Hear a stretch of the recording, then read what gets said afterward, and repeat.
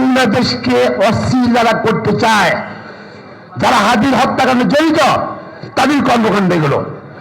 এবং আমি সবাইকে অনুরোধ করবো, সে মন্ত্রী বলেন, উপদেষ্টা বলেন, আর যারা অতি উৎসাহী সামাজিক যোগাযোগের মাধ্যমে যারা লেখেন, যারা ওই যে ভুয়া আইডিতে লেখেন, ভুয়া আইডি বট আইডিতে লেখেন, হ্যাঁ বট বাহিনী বলেন, মব বাহিনী, এরা কিন্তু খুঁজে পেয়েছে। এটাই সরকারের দায়িত্ব। যারা সুপ্রিম কোর্টের বা বিচার নিয়ে কথা বলে ভুয়া আইডি ভুয়া ফেসবুক দিয়ে, ওদের খুঁজে বের করতে হবে, ওদের ফাঁসি আনতে হবে। এটা আমি মনে করি তাদের এই বক্তব্য সুপ্রিম কোর্ট সম্বন্ধে, সুপ্রিম আইন সম্বন্ধে, বিচারপতি সম্বন্ধে যেগুলো বক্তব্যই সুপ্রিম কোর্টের বিচার প্রক্রিয়া প্রভাব বিস্তার করতে পারে।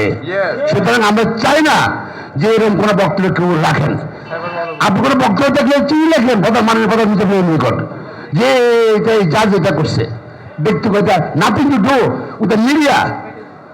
আপনার এখন যেটা হলো ওসমান হাদির মৃত্যুর পরে এই ঘটনাগুলো দেখেন, একদিক দিয়ে প্রথম আলোতে, ডেইলি স্টারে আক্রমণ, তারপর আমাদের ওই যে নিউজের সম্পাদককে টানে ইচ্ছা করা।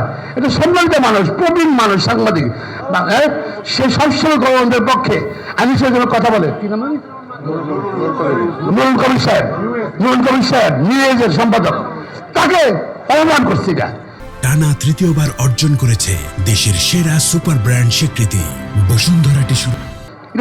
বাংলাদেশ বিচার ব্যবস্থা আছে, আইন আছে, আমি এটার তীব্র নিন্দা জানাই।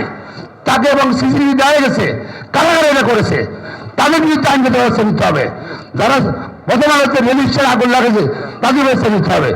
কিন্তু শিল্প গোষ্ঠী, শাস্ত্রীয় গোষ্ঠী, সে যে মতে লোক না কেন, তার গোজের আগুন লাগাবেন কেন আপনারা? এরা সব ছায়ানোটা আগুন লাগিয়েছেন। সবকিছু আমি মনে করি বাংলাদেশকে অস্থির যারা করতে চায়, যারা হাদির হত্যাকাণ্ডে জড়িত, তাদের কর্মকাণ্ড এগুলো অনেকে বলে এরা বন্ধ করতে হবে। এবং সরকারকে দাবি জানে, যদি না পারেন খবর ছেড়ে দেন। আর যদি ভালো থাকতে চান অবশ্যই আপনি এগুলো বন্ধ করতে হবে, তাহলে আইন নির্ণয় করতে হবে।